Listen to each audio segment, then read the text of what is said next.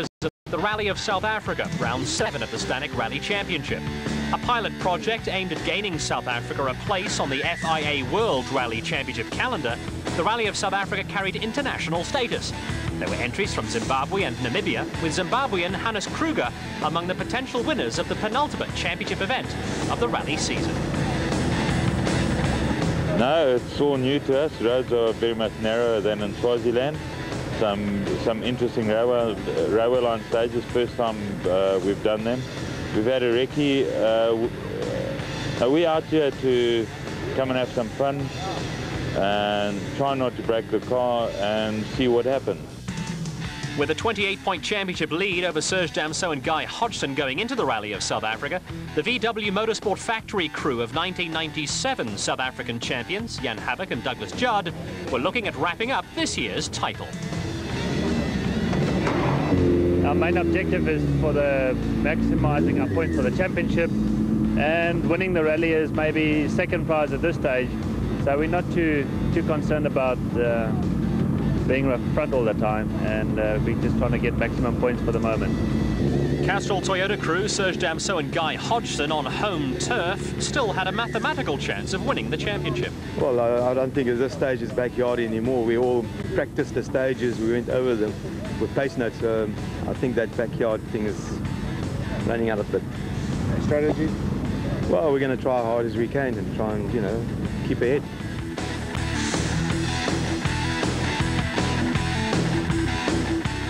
The opening shots on the Rally of South Africa were fired on a super special stage at the Ratanga Junction theme park on the outskirts of Cape Town. Super special stages are now almost mandatory for Stanek Rally Championship organisers, and a huge crowd was on hand to take in the action. Super special stages see 2 cars out at the same time on a mirror image course, and they provide for some spectacular motoring, with rally enthusiasts getting a close-up of the stars at work. An interesting combination paired together Zimbabwe crews Hannes Kruger and Tony Rowley, and Jamie White and Philip Archinall. The ex-factory Toyota Conquest, developed and built in South Africa and previously campaigned by Damso and Vito Bonafide, gave Kruger and Rowley a distinct advantage. Former factory driver Enzo Kuhn was teamed up with Steve Krobelaar in the Fuchs Top Car BMW, with the pair drawn against Eastern Cape crew Gijs Klein and Johan Barnard in the Team Total VW Golf. The BMW is rear-wheel driven, and Kuhn was in his element. Kuhn threw the bulky Beamer around with gay abandon, and with the car sideways through most of the course, the crowd was loving it.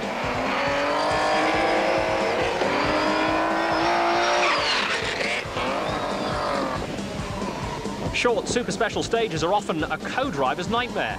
All the top co-drivers will tell you just how easy it is to make mistakes, and little glitch cost Team Total Toyota pair Dean Saunders and Graham Hooper precious seconds, but made for an exciting finish against Craig Trott and Brian Duncan in the Team Total Toyota Conquest.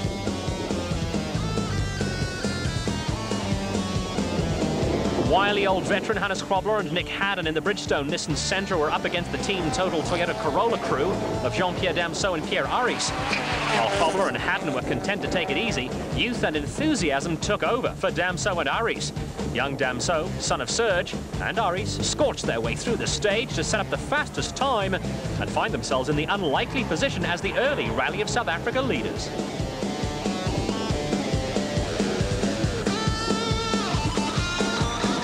Another interesting matchup saw reigning Class A7 champions Chart van der Walt and Cindy Harding paired with current Class A6 champions Jürgen Fecken and Dave Lukowitz. Although they compete in different classes, a fierce rivalry exists between the two crews, and the VW versus Toyota clash provided for another desperately close finish, with the 2 cars posting identical times.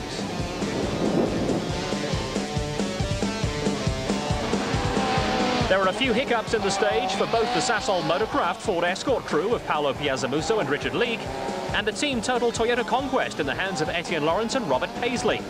The Toyota crew ended up 2 seconds quicker, but the clash everyone was waiting for was the showdown between the factory crews of Serge Damso and Guy Hodgson in the Castrol Toyota Conquest, and championship leaders Jan Havik and Douglas Judd in the VW Motorsport Golf.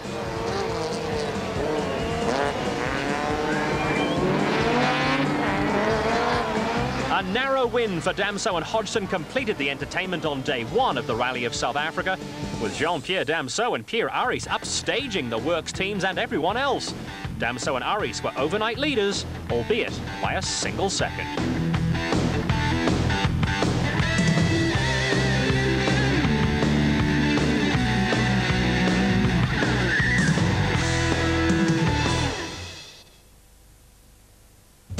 Table Mountain in all its glory, and although there was hardly a cloud in the early morning sky, there was a fresh wind blowing as crews prepared to tackle day 2 of the Rally of South Africa. Ahead of crews were an historic special stage in the sprawling Khayelitsha township between Cape Town and Somerset West, and a trip up the N2 with special stages in the Grabouw, Botterivier and Caledon areas. The strong wind made life a little unpleasant for the spectators who flocked to the Khayelitsha special stage. And first on the road were local favourites Serge Damso and Guy Hodgson in the Castrol Toyota Conquest. Championship leaders Jan Habak and Doug Judd were also soon hard at work. And race cam action here is from the factory VW Golf. 50.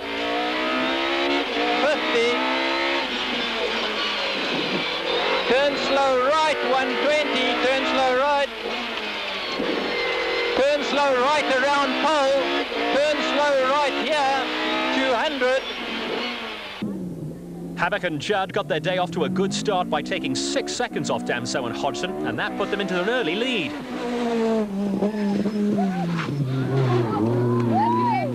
The locals were lapping up their first taste of national championship rallying, and adding to the local colour, the organising committee had laid on a commentator to keep spectators up to date on the progress of cars through the special stage.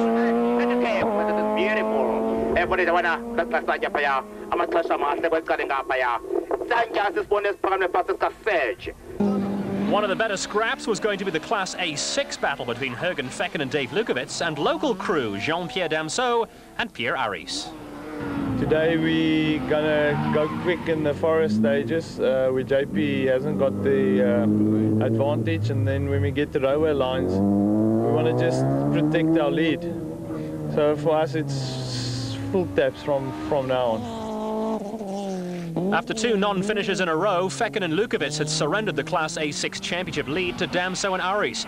As the rally progressed, the A6 frontrunners were also likely to come into conflict, with Class A7 champions Chart van der Walt and Cindy Harding in the Reeks towing VW Golf, and Pretoria crew Barry Grobelaar and Mike Burrows in the Team Total VW Golf. Still keeping Khayelitsha locals abreast of the action was commentator Mwawetu Ndudu. Right, Joe, as you see now, this is the first time actually we're experiencing this thing. It seems that people here, they are enjoying this thing. And I believe that actually, since this is the first time this has been done in our township, and especially in the Black Township in the South Africa as a whole, I believe that now this is very important, and also not only for the Rally of South Africa, also for the people of South Africa in large. Special Stage 3 and a spectacular change of scenery as the Rally of South Africa moved into the Grabouw area, and a shift in focus to the Group N category, where championship positions were wide open. Leading the Group N and Class N3 championships were reigning drivers champion Hannes Krobler and Nick Haddon in the Bridgestone Nissan Sentra. Like Habak and Judd, the Krobler-Haddon combination were looking to make the championship safe, but they were not yet out of the woods. Team Total Nissan Sentra crew Cliff Blackman and Johan Klaassen missed the VW rally, but a good performance in the Western Cape would put the KwaZulu-Natal team back in the hunt. In Class N2, another Team Total pair, Dean Saunders and Graham Hooper in the Toyota Corolla, had lost ground in recent events, but a good result would put them back into a respectable Group N championship position. In a highly competitive class, Cobus Roos and Neil Fourie in the Hencom Nissan Sentra were also a threat. At the front of the field, the battle between Damso and Hodgson and Habak and Judd was now in full swing. Damso and Hodgson were in familiar territory, and the pace went up a notch or two as South Africa's 2 top rally crews did away with the sparring and started to throw some heavy punches. If anyone thought Habak and Judd would sit back and drive purely for the points they needed to clinch the overall championship, their approach to this little section of Western Cape fauna and flora would have changed their minds. There was no way Team Total pair Etienne Lawrence and Robert Paisley were going to match the time set by the factory crews. Their battle was going to be with Paulo Piazzamuso and Richard Leake in the Sasol Motorcraft Ford Escort. The Ford Escort was hastily rebuilt after a major accident on the SCC All-Tar Rally a fortnight before the Rally of South Africa, and Piazzamuso and Leake were still coming to terms with a car that had not been fully set up for an event of this nature. The Ford crew were under early pressure from Class A6 leaders Jürgen Fecken and Dave Lukowitz, with the Dunair Toyota Corolla pair intent on building a big cushion on Class A6 rivals Jean-Pierre Damso and Pierre Aris. After a somewhat shaky start to the season, Class A7 leaders Chart van der Walt and Cindy Harding in the Reeks Towing VW Golf also had a chance to wrap up the championship. Their job was made a little easier by the absence of KwaZulu-Natal crew Tony Ball and Marty Olivier, with the main danger the Pretoria pair of early championship pacesetters Barry Grobelaar and Mike Burrows in the Team Total VW Golf. The early going was a little tough for Grobelaar and Burrows, with the VW Golf running without rear brakes. Cape Town driver Fernando Rueda, a Spaniard now resident in South Africa, and Jill Tarleton were around the fringes of the top 10 in the X-Factory Daewoo Lanos. And behind them, JP Damso and Pierre Aris were settling into a rhythm and had plenty of support from hometown crowds. Zimbabweans Hannes Kruger and Tony Rowley were a long way from home and having their first taste of Western Cape rally conditions. They were out in the ex-Castrol Toyota Conquest 4x4, campaigned so successfully by Serge Damso and Vito Bonafide in days when turbocharged cars were eligible for the South African Championship. A maiden trip to the Cape did not turn out too well for the Zimbabweans, with the Toyota's computerized engine management system blowing a fuse or two. The end of the road for Kruger and Rowley, but rapidly climbing towards the top 10 were Enzo Kuhn and Steve Grobelaar in the spectacular rear-wheel drive Fuchs top car BMW. A former Toyota, Ford and Daewoo factory driver, Kuhn is hugely talented, and the BMW was a hit with the crowds, with Kuhn and Grobelaar running at the front of Class S20. Magnificent Cape scenery, with Bottrefeer nestling in the valley, and at a service park, early rally leader Serge Damso was happy with progress so far. Yeah, we've really got into the forest in some of the long stages, and to be number one on the road is not so easy sometimes because you're actually sweeping the road, so at least we're 4 seconds ahead at the moment. The surface is very loose, some sections a bit rough, but the general is quite good, very nice in the forest. While co-drivers swapped stage times, Paulo Piazzamuso was taking a deep breath. Well, my strategy was to have a good dice with Etienne, but I had a hard stopping moment now. We caught a little old lady in the stage and we nearly hit her head on. So we had to ride up a bank to avoid her, and I'll tell you what, it doesn't do very good for the heart and the morality in the team. But anyway, we'll build our confidence again and try and keep the dice going with Etienne. Group N leader Hannes Grobelaar was handling the tougher going as per the FIA rules. It's going very well. The first long stage of 25 kilos was very rough. I think it's also because of the cars ahead of us that threw the stones in the road. But it went very well. We didn't have any punctures or whatever. And we kept it on the road and the next stage as well. It's a little bit different from the other rallies because we were doing like 2 stages without servicing in between, so we have to run with like spare wheels and take a little bit more cautious to get through the 2 stages because we haven't had any service in between. But we're here and it's going very well.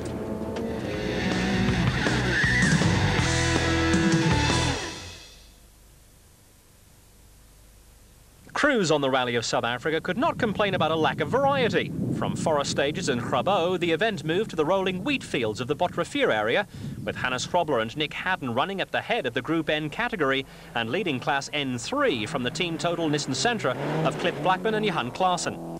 Interesting situations were developing in the Group N category, but chasing after Blackman and Klaassen and the Class N2 runners were Class A7 crew Keith Coleman and Uwe Koch, who were going along steadily in their VW Golf. Coleman is a former traffic policeman and good-naturedly endures a lot of ribbing from fellow competitors and rally enthusiasts. Coleman and Koch were involved in a good dice with Class A6 combination Craig Trott and Brian Duncan, who were headed for retirements 2 stages down the road. Trott and Duncan at this stage were at the front of a gaggle of Class N2 cars, led by championship leaders Dean Saunders and Graham Hooper in the Team Total Toyota Corolla. Their spate of punctures had not yet proved too much of a problem, with the Team Total pair locked in battle with Cobus Roos and Neil Fourie in the Hencom Motorsport Toyota Corolla. Ruis is the son of former factory driver Koos Ruis, and charging along behind the Hencom car were local crew Diffie Moreira and Dani Duval, who were making good use of local knowledge to move to the front of the Class N2 runners. Right behind them were another Team Total crew in Gijs Klein and Johan Barnard. At the front of the field, Serge Damso and Guy Hodgson in the Castrol Toyota Conquest were gradually starting to inch away from Jan Habak and Doug Judd in the VW Motorsport Golf. With victory on this event an absolute necessity, Damso and Hodgson took just over half a minute off the championship leaders in special stages 4, 5 and 6. The two factory crews were already around 2 minutes clear of Etienne Lawrence and Robert Paisley, with Habak and Judd temporarily putting the brakes on the Damso-Hodgson charge in stage 7 by posting the same time as the rally leaders. It was not part of the Lawrence-Paisley game plan to get involved in a dice with the two factory cars. The Team Total crew were busy building a cushion over Paolo Piazzamuso and Richard Leake in the Sasol Motorcraft Ford Escort, who were now fully recovered from their scare before the Botrafia service park. The Sasol Ford was still under pressure from Jürgen Feckert and Dave Lukowitz, with the Dunair Toyota Corolla now enjoying a comfortable Class A6 lead over Jean-Pierre Damso and Pierre Aris, who lost over a minute in special stage 3 with brake problems. At the front of Class A7, Sjaart van der Walt and Cindy Harding in the Reeks Towing VW Golf had established a good cushion over Barry Grobbelaar and Mike Burrows. Van der Walt and Harding were firmly in the top 10 but had fallen behind Feckert and Lukowitz. After their early brake problems, Barry Grobbelaar and Mike Burrows were back on the pace in the Team Total VW Golf and were moving back into the top 10. Also starting to make up ground after their disappointing start to the day were JP Damso and Aris, while another Zimbabwean crew, Jamie White and Philip Archinul, were also having their first taste of Western Cape rallying. They were out in the Nissan Sentra, in which Hannes Krobber and Dave McGregor won last year's Group N championship. The car now runs under Castrol Nissan Motorsport Zimbabwe colours, with the pair running second in Class S20, but a long way behind the Kuhn Grobbelaar BMW. Another car with South African connections was the Hyundai station wagon, driven by Namibians Theo Kutsia and Nico Sneeman, with the car starting its motorsport career in the Stanek Group N Circuit Racing Championship. When crews arrived at the Caledon service point, they were met by Motorsport South Africa Rally Commission officials on hand to take fuel samples. Motorsport is strictly governed, with fuel samples part of the controls exercised in rallying. MSA Rally Commission Chief Scrutineer Jerry Bailey explained the procedures. Sampling the fuel is a part of motorsport where there is regulations in place that must be followed. This fuel will now be sent to the South African Bureau of Standards, where it will be tested to conform with the laid-down rules under which we participate in. Thereafter, they will pronounce whether the fuel is legal or illegal. The main idea behind this is obviously no contamination must come into the fuel sample at all. It may not be handled from this point on in any way. And in fairness to the entrants and to Motorsport South Africa, we have to make sure that it will not be contaminated in any way. While technical formalities were being taken care of, championship leader Jan Habak reviewed VW Motorsport tactics up to this point and indulged in a spot of tongue-in-cheek gamesmanship that's all part and parcel of rallying at this sort of level. Our strategy is really to get a good position with a minimum of risk, and obviously the local stages, he knows them pretty well. So we don't want to go and stick our neck out, but maybe he's throwing out the bait for us to take, and I think he's wasting his time. Go and tell him that. Well, great stuff from the South African champion-elect. But with no championship pressures to worry about, Enzo Kuhn was simply having fun in the Fuchs Top Car BMW, which had had a number of technical improvements since the last event. Driving a rear-wheel drive takes getting used to, and you find most of the time the road's too narrow. But it's certainly fun. I'm enjoying it a lot, and from the sounds of it, so are the spectators. We upgraded the gearbox to a straight cut unit and worked on the rear brakes, because we've always been running standard brakes. So the car's a little bit faster, but you know, it's a continuous process, and we're hoping to develop it even further. Enzo Kuhn and Steve Probel are hard at work in a BMW that can be a bit of a handful at times, but also enjoying himself while still finding his feet in South African conditions was Zimbabwean driver Jamie White. Yeah, well, like I said, it was our first trip to Cape Town. The roads are beautiful. Our railing's a little more rougher than this.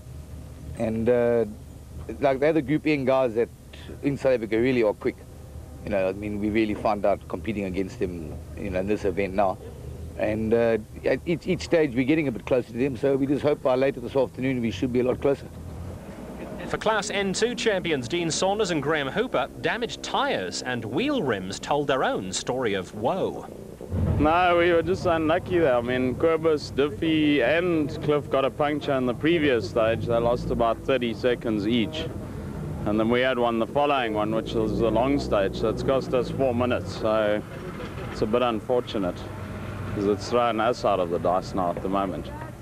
A puncture also hit local Caledon crew Diffie Moreira and Donnie Duval, but a little local knowledge was a big advantage as far as they were concerned. Ja, dit tel ongelooflik baie. Die veral die oppervlakte van die pad sê vir jou baie jy weet waar jy kan rem en waar jy versigtig moet wees. So dit ja baie ja.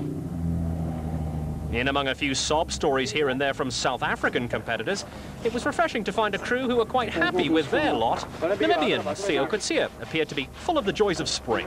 So far, so good. I've got a little bit of a problem. We lose some guard, but we're still going. There's nothing wrong with the car on the stage. And it's running good, running well. The forest stages, nothing is very nice. And the road is good. The road is very good.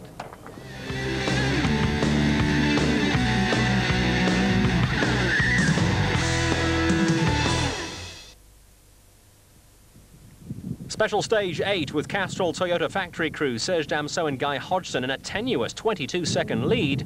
And despite Jan Havek's earlier service park comment, the VW Motorsport crew weren't exactly hanging around. This is crest and crest past left over narrow. Easy left and swap left to right. Swap slow left to right. 80. Crest is fast right, 50. Crest is fast right, 50. An insight into co-driver Douglas Judd working off the rally pace notes, now an integral part of South African rallying, provided by the organisers. Steaming along behind the VW Motorsport factory entry were Etienne Lawrence and Robert Paisley, who were now almost a minute ahead of Paulo Piazzamuso and Richard Leake in the Sasol Motorcraft Ford Escort. They were still under a little pressure from Danair Toyota Corolla crew Jürgen Fecken and Dave Lukowitz, who were firmly entrenched at the front of the Class A6 and still running ahead of Class A7 leaders Chart van der Walt and Cindy Harding.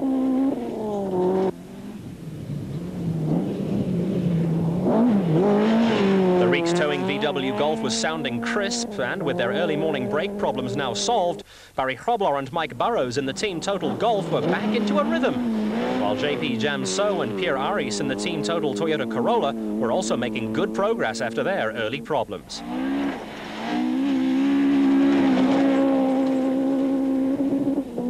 Large crowds followed the Rally of South Africa along the route, with Special Stage 9 having a huge effect on the Group N battle.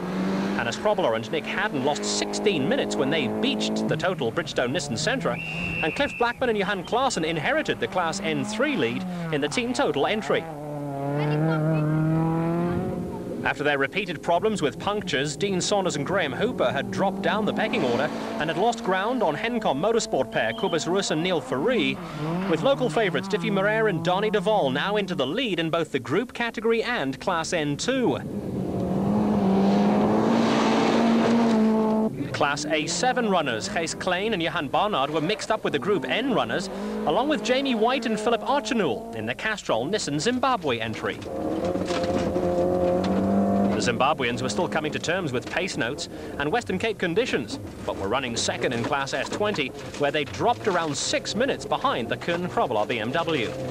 The Namibian Hyundai station wagon in the hands of Theo Kutsia and Nico Snyman was running third in Class S20, with the Namibians around 3 minutes behind the Zimbabwe entry. Fissa du Plessis and Lisa Joubert in the Jojo Tanks Nissan Sentra had dropped off the pace in Class N3 and were being chased by Class N1 leaders Mike and Robin Houghton, who had Richard Fasaki and Caroline Chimmer hot on their heels in a terrific battle between the two Toyota Taz entries.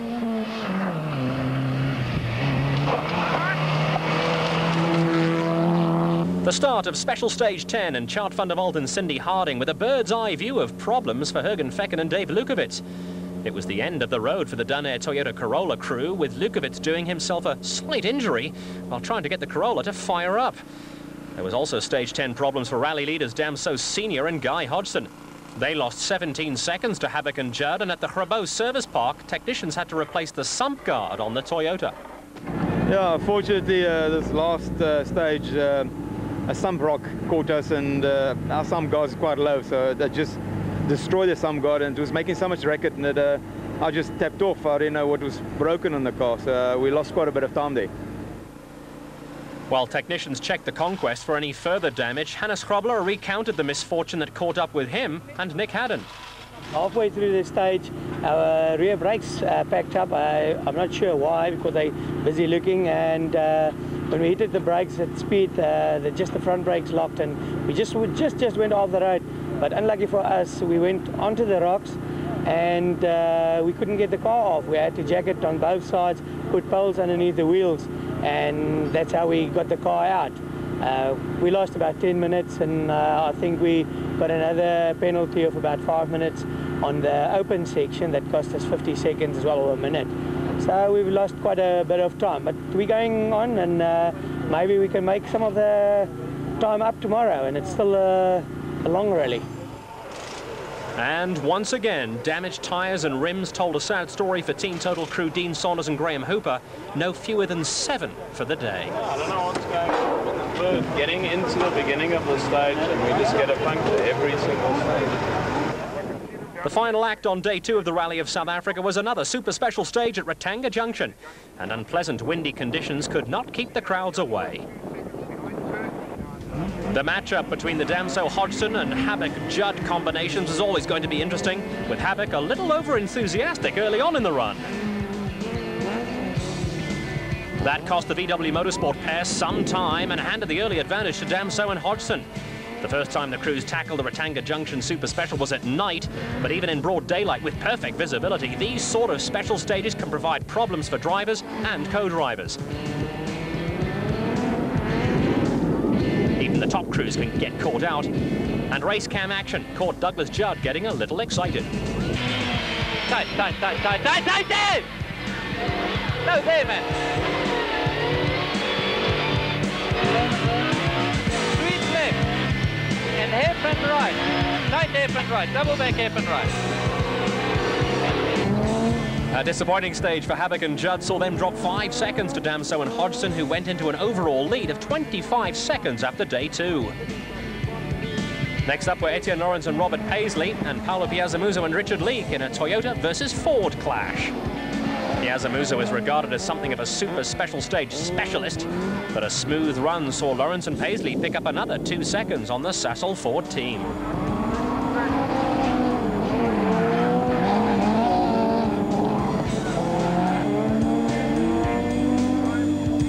Plenty of action and superb car control from Piazzamuso, but often on stages of this nature, throwing the car around too much costs precious split seconds. Lawrence and Paisley were clear winners, but when Class A7 frontrunners Chart van der Walt and Cindy Harding and Barry Grobler and Mike Burrows took centre stage, pace was not quite as frenetic as that of the Class A8 cars. Some crews dislike super special stages and prefer to drop a second or two in time rather than risk a major disaster. Grobler and Burrows were only a second slower than van der Walt and Harding and would have been happy with that. After their stage 9 disaster, Hannes Grobler and Nick Haddon had huge ground to make up, but they weren't going to make any inroads on a short stage like this one and wouldn't have been worried about dropping a second to Kobus Roos and Neil Faree. The rally faithful were expecting fireworks from Enzo Kuhn in the Fuchs Top Car BMW, and he did not disappoint. It was sideways action all the way from Kuhn, but slight errors here and there turned a matchup with Group N pair Cliff Blackman and Johan Claassen into a tight affair.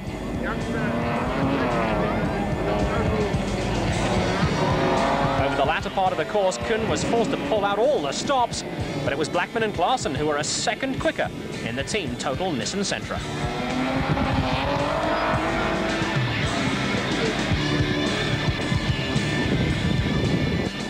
It was Namibia versus Zimbabwe when Theo Coetzee and Nico Snyman in the Hyundai station wagon took on Jamie White and Philip Archinol in the Castrol Nissan Sentra. The Zimbabweans lost the plot midway through the stage, with Namibia coming through to take a comfortable win.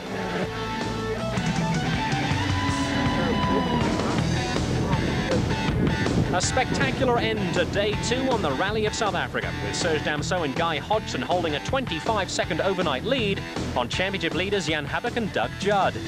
Van der Walt Harding led Class A7, Damso Jr. and Aries led Class A6, with Blackman Klaasen out in front in Class N3. Local crew Morer and De Waal led the Group N category and Class N2, with the Houghton brothers, Michael and Robin, leading Class N1 by just 2 seconds from Fasaki and Chima.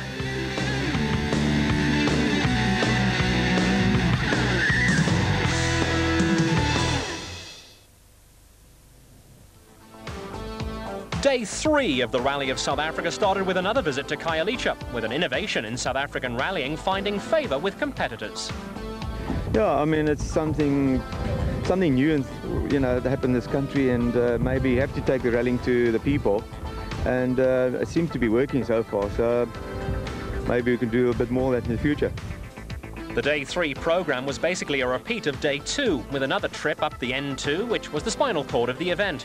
The big question on everyone's lips at the start of the day was whether or not Jan Habek and Doug Judd would try and catch overnight leaders Damso and Hodgson. Even with only a slight mathematical chance of still winning the championship, the Castrol Toyota pair had no option but to press for a win, and there was a little personal pride also at stake for the Western Province pair.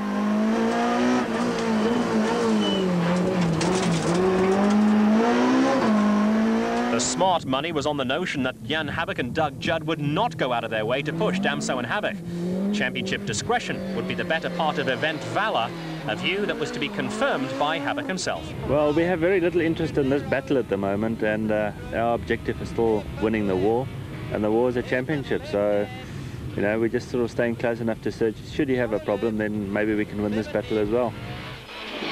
Turn slow right, keep inside. 100, slow left.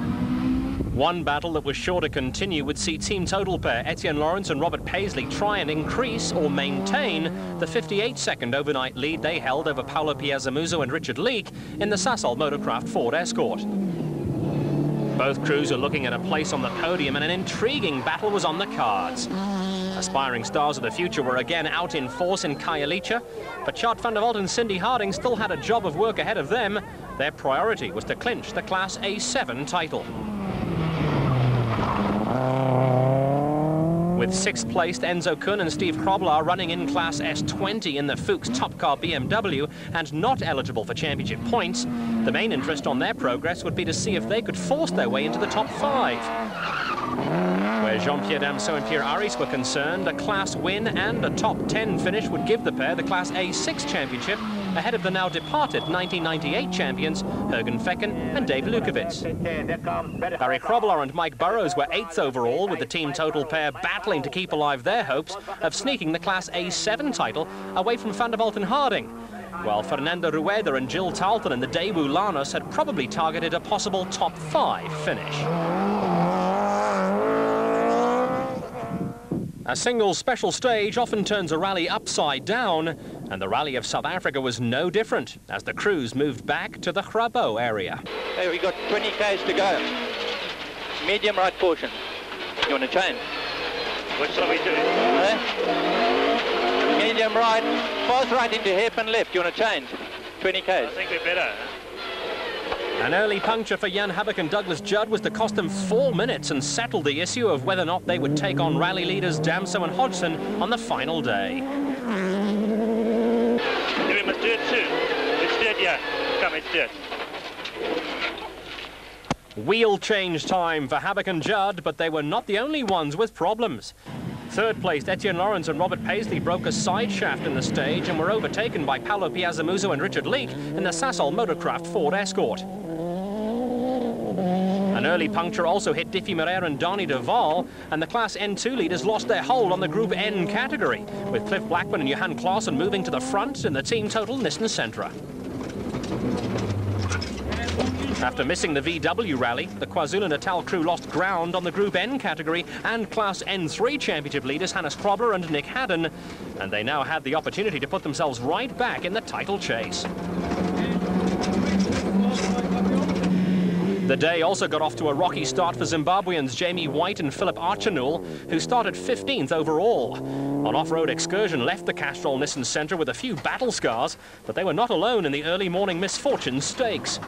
Namibian pair Theo Kutsia and Nico Snyman were about to have their day ruined with the Hyundai station wagon running into a gearbox problem that was to see them stop to do some running repairs in precisely the same parking space that Habak and Judd had used earlier. With Toyota factory technicians sorting out their tyre problems overnight, Dean Saunders and Graham Hooper were looking forward to a better day, but were always going to be playing the catch-up game. Hannes Krobler and Nick Hadden were in the same boat, and with no servicing between special stages 13 and 14, there were plenty of crews, like Barry Krobler and Mike Burrows, doing their impersonations of Formula One mechanics. Oh, listen, sorry, I can't help you repair. Special stage 14 and Serge Damso and Guy Hodgson now found themselves with a lead of around 4.5 minutes, and the Castrol Toyota Conquest crew could now start thinking in terms of cruising to their second win of the season. Damso and Hodgson were now in the pound seats and on familiar ground. There was no need for them to take any risks.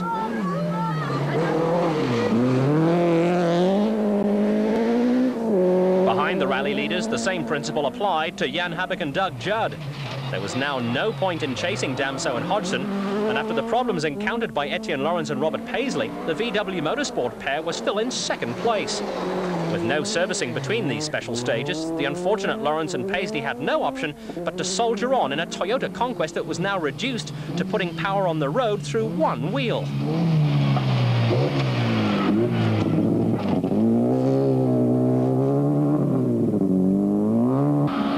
They were losing time hand over fist, and Paolo Piazzamuso and Richard Leake in the Sasol Motorcraft Ford Escort were the first to overtake the Toyota and move into third place.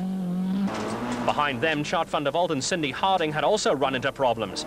The Reeks towing VW Golf was starting to pump out oil at an alarming rate, were forced to slow pace, and as a consequence, were being caught by Enzo Kuhn and Steve Krobler in the Fuchs Top Car BMW. Kuhn and Krobler had built up a head of early morning steam, and in addition to enjoying themselves, were looking at moving up the leaderboard. I see it's nice and wet up there in the mountain. I think a few guys are going to have problems today, probably fall off the road, hopefully, and hopefully not us. So, you know, we'll be pressing hard, trying to get to the finish, and obviously we want to move up the ladder.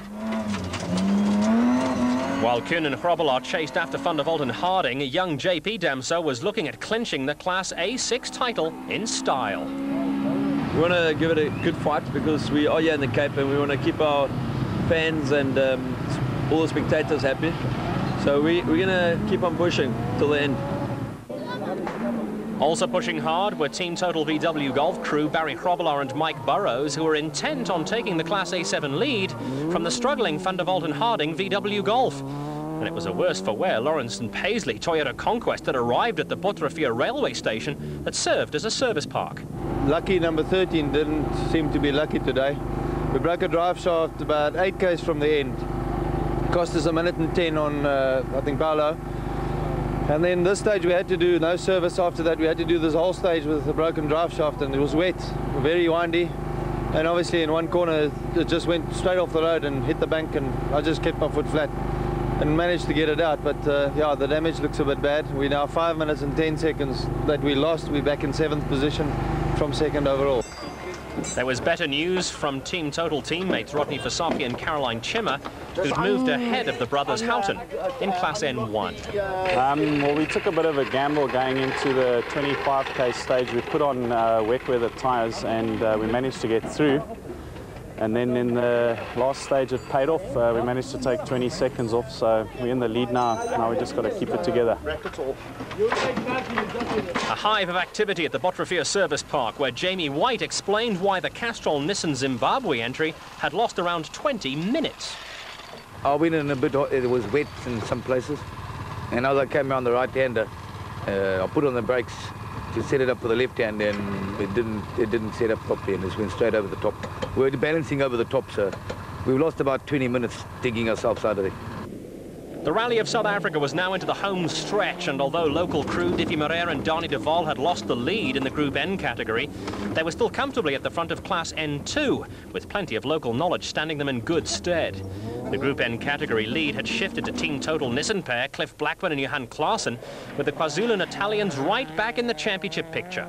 Former traffic cop Keith Coleman and Uwe Koch had worked their way onto the fringes of the top 10, while Cobus Rus and Neil Fourie were making a last-ditch effort to catch Moreira and de Waal in Class N2.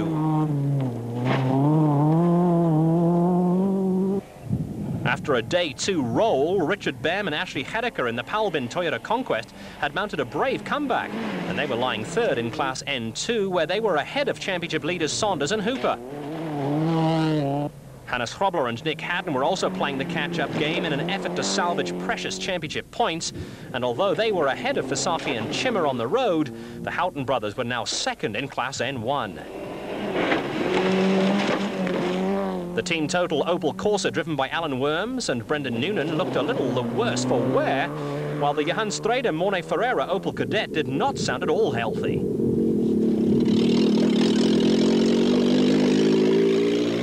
Chasing after the Opel was the father and son team of Wayne and Dave Watt in the Toyota Taz, and still going strong was Spotty Woodhead in his 100th National Rally start as a driver, and Kevin Clark in a VW Golf GTI doing its 95th national event.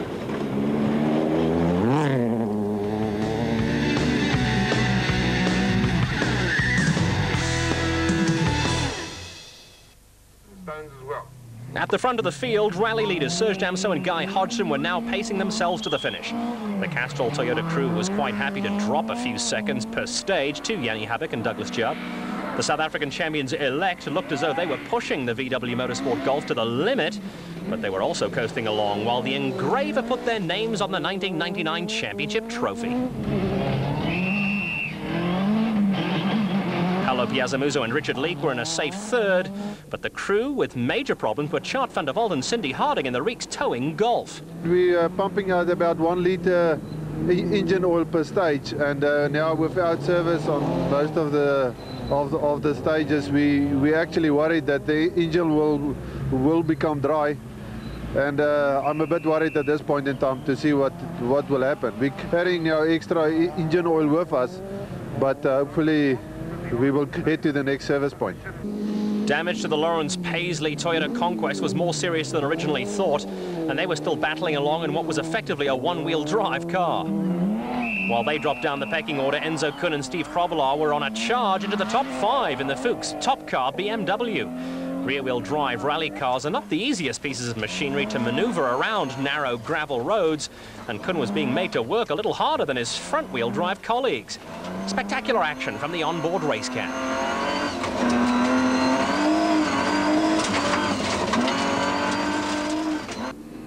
With the Class A6 championship within their grasp, JP Damso and Pierre Aries had also decided to cool the pace a little, but behind them, Barry Grobelaar and Mike Burrows were still charging. Their target was the Ailing van der Walt Harding Golf and the Class A7 lead. The target for Fernando Rueda and Jill Tarleton was a good top 10 finish, but they had puncture problems and were being closed down by a gaggle of Group N runners. Those chasing Rueda and Tarleton included Class N2 leaders Diffie Moreira and Dani de Waal, the Team Total Nissan of category leaders Cliff Blackburn and Johan Klaassen, and Cobus Rus and Neil Fourie in the Hencom Motorsport Toyota. Class N2 championship leaders Dean Saunders and Graham Hooper had managed to steer clear of punctures, and like Hannes Grobler and Nick Haddon in the Total Bridgestone Nissan Sentra, had fought back to rescue important championship points. Battle still raged in Class N1 between the Houghton brothers and the Toy Spares Toyota Taz, and Richard Visafi and Caroline Chimmer in the Team Total car. With rally distance running out, the advantage lay with the team total pair. Namibians Theo Coetzee and Nico Snyman were still soldiering on in the Hyundai station wagon, although their pace had slowed somewhat. Eastern Cape pair Adrian Karth and Rikus Fourie were on their way to a hard-earned finish, with Jamie White and Philip Archinall also set to go the distance in their first visit to the Cape. Another Eastern Cape pair, Graham Bishop and Teresa Evans, had also lasted the pace and looked set to be classified among the finishers.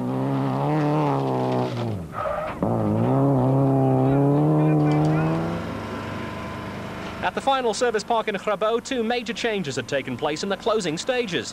One of these saw Barry Grobbelaar and Mike Burrows move to the front of the Class A7 standings. Well, nothing's over until the fat lady sings, as they say. We are 10 seconds ahead of chart at the moment with one stage to go, which is a very short stage, but you know, anything can happen in that while. So we're just going to consolidate, not overdo it on the last stage, and hopefully we can do a class win.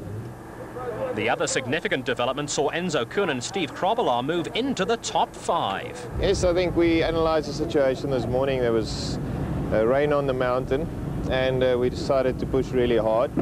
With a penalty, of course, we lost the left front shock absorber completely, the bottom spring seat stripped down. So we've been running on a very low car for the last 3 stages.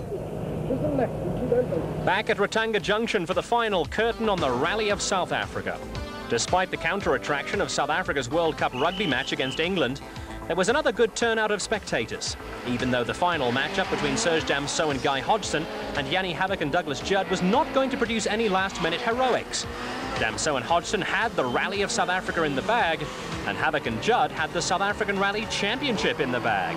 So a little bit of personal pride was all that was at stake.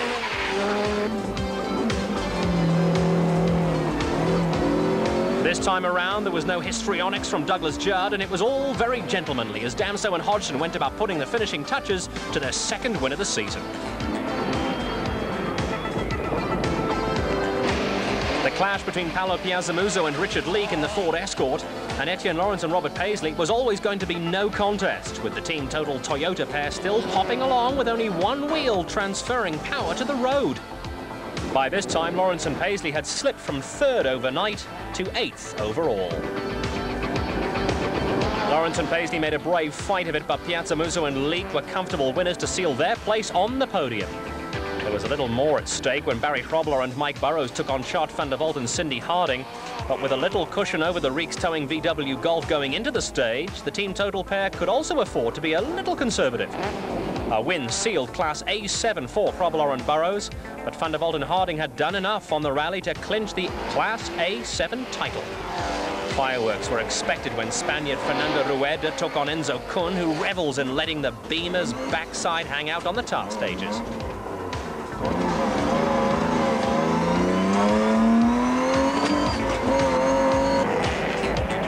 Rueda and Tarleton were on the way to a good result, but it was sideways action from Kuhn that the crowd wanted. By now, drivers were following tyre marks left by previous runners, and co-drivers could enjoy the ride. It was always going to be nip and tuck between the two cars, and Rueda and Kuhn provided for a grandstand finish. In the final frantic dash to the line, honours went to the Deulanos pair by the narrowest of margins.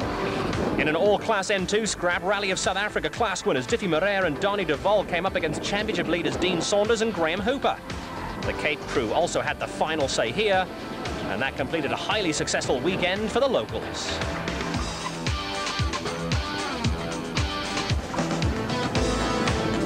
Personal pride was also at stake in the Class N3 clash between rally winners Cliff Blackman and Johan Klaassen and current Class N champions Hannes Grobbelaar and Nick Haddon. This little duel also turned out to be a gentlemanly sort of affair, with Blackman and Klaassen holding the upper hand in the early stages.